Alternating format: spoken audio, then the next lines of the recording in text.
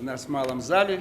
Сейчас проходят до сих пор парламентские слушания, посвященные столетию революции. И здесь действительно мы в следующий раз соберемся 8 ноября.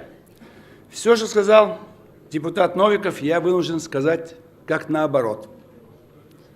Октябрьская революция нанесла огромный ущерб нашей стране.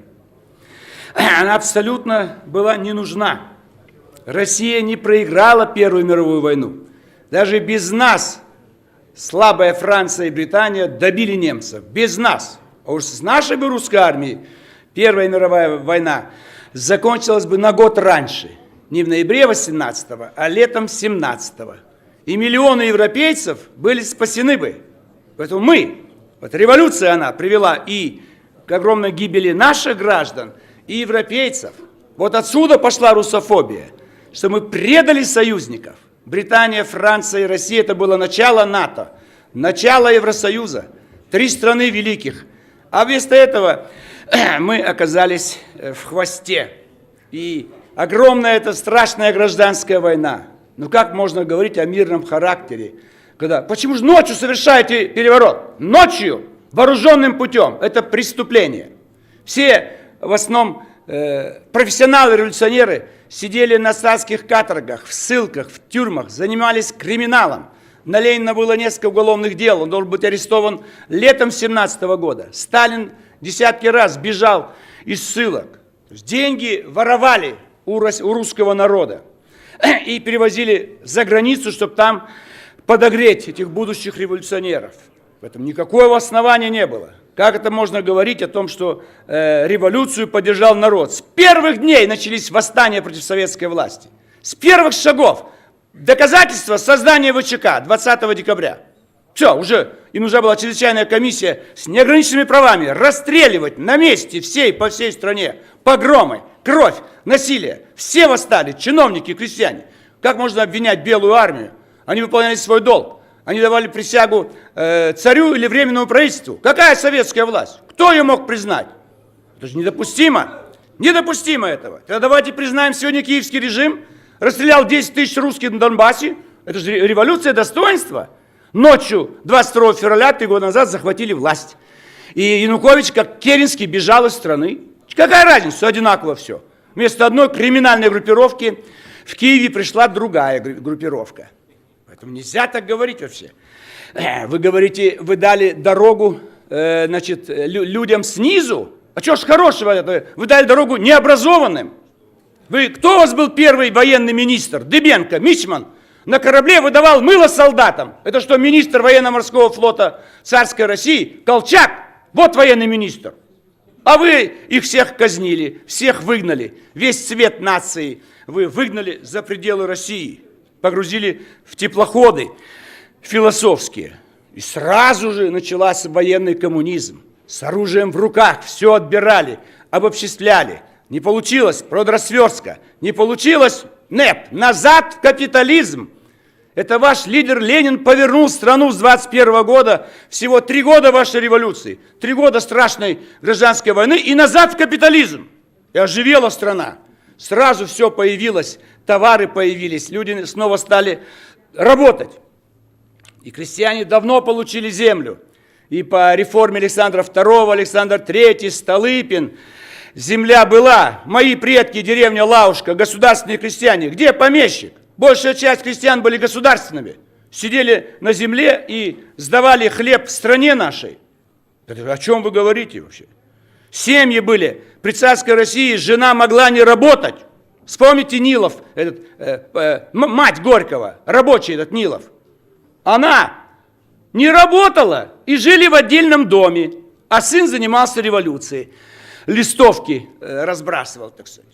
Посмотрите на образ жизни. Погнали индустриализация, погнали женщин на работу. Это нарушило семью, так сказать. Национальный вопрос извратили, исказили.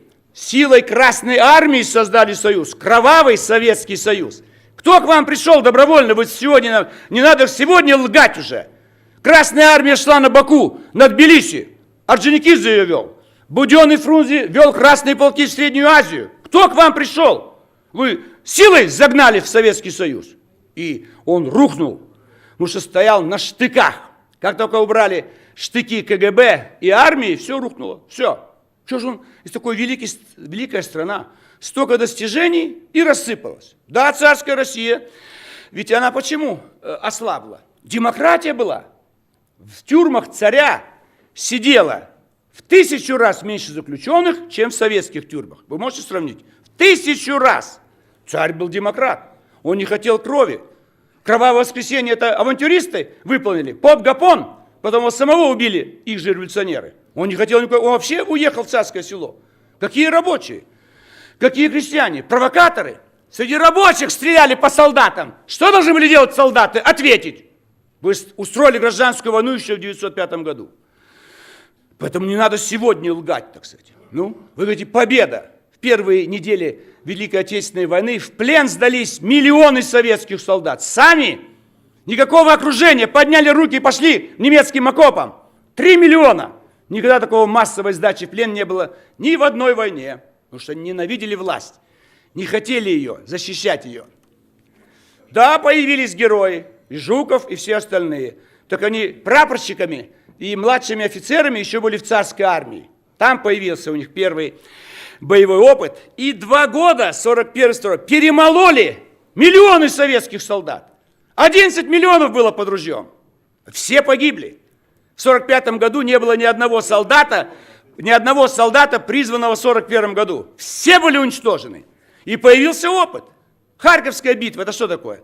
Потом будет Сталинградская битва. Но сперва-то отступали до Москвы. Войска немецкие растянулись по необъятным просторам.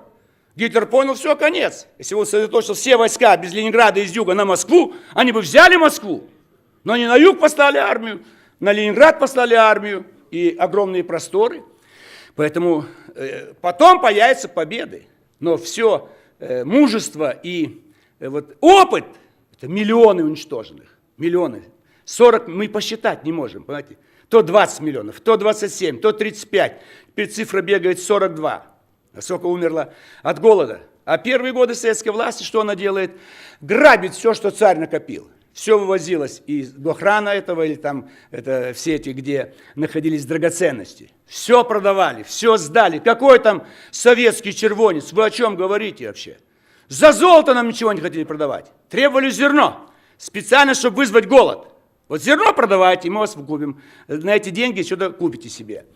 И что, вы что-то сделали вы? У вас работали американские инженеры, американские станки. Все первые автомобили американские были. Потому что у них кризис, и они поехали в Россию. Тут работа есть, и может зарабатывать. Хаммер, что он делал? Вывозил все, 24 года, мальчишка американский. Ленин подписывал, везут, все везут, все везут. Все картины, все вывезли. Все, что накопила царская Россия. Поэтому так не надо говорить, что вы там сделали, вас все время антисоветские восстания. Вы правду говорите. По всей стране шли выступления против советской власти в каждой области. И подавлялись Красной армией и ЧК постоянно. И после войны что было? Зачем расстреляли Ленинградское дело? Вознесенский, Кузнецов. Сперва преемниками их Сталин делает, потом Берия нашептал ему расстрелять. Что вы делаете? Уже войны нет, революции нет. А все репрессии 1937 года против кого были? Против организаторов Октябрьской революции. Вся Ленинская гвардия была уничтожена. Все до одного. Почему? Сталин убирал свидетелей. Он не хотел, чтобы кто-то рассказал потом в мемуарах, каким он был великим революционером. Сталин, уничтожил всю Ленинскую гвардию. Хрущев всю сталинскую вычистил. Брежнев всю хрущевскую.